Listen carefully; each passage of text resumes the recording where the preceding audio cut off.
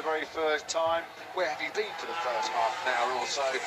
This session does now, the session that counts for those 10 automatic places. Not going to want to miss Marco Bezzecchi. We're picking him up coming over the finish line. He was on a decent lap there, halfway around it. He's set the fact he has left the beach in some style, hasn't he, Marco Bezzecchi?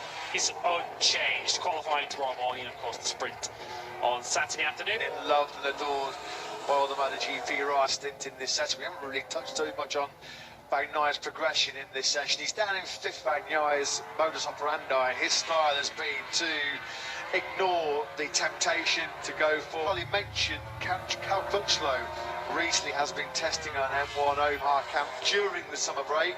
The British rider, of course, he was a pole position seen on screens. As part of that press release announcement, will be a significant turning point to improve the performance.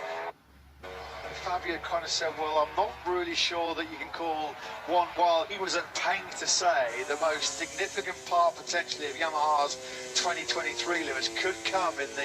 He was pretty clear yesterday, pretty adamant that he's expecting... Zastel and Jarvis yesterday about their package for this season, in particular the big change to the motorcycle for 2023, which was the engine, and Jarvis said that the engine was one of them this season. It's delivered the boost in power and straight line speed that was in particular chassis and aero, so that is what Yamaha are identifying as the of that cannot be overstated. He really does have a key role to play for Yamaha in trying to get a taste of that new engine last year.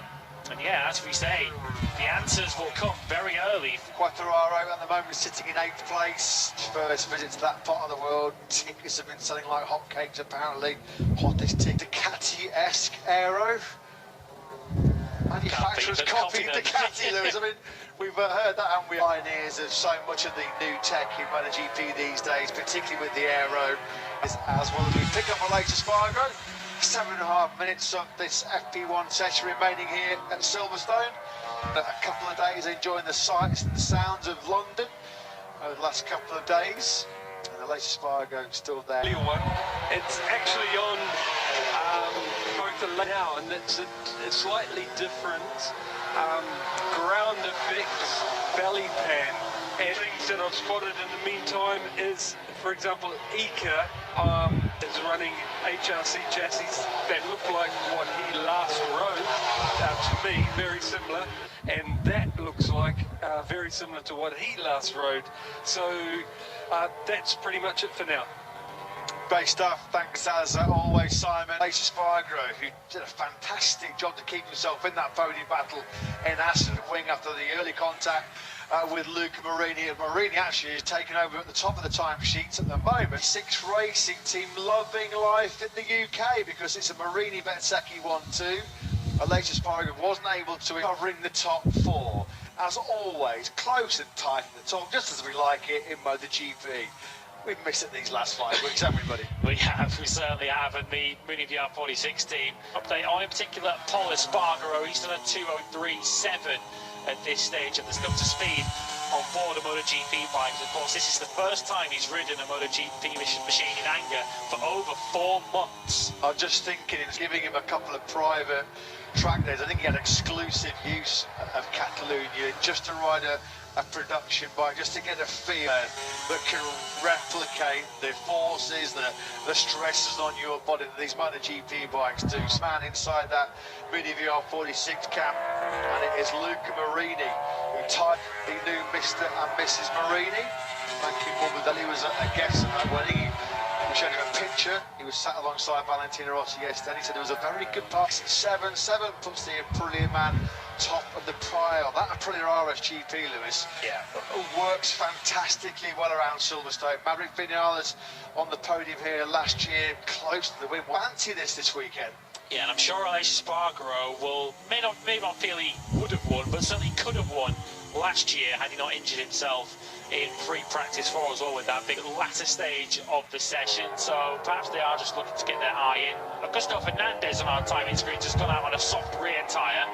So whether Augusto Fernandez so far in his rookie MotoGP season, which has been single lap qualifying pace, maybe he is taking the Mini VR46 boys in tandem, Marini and Bezzecchi.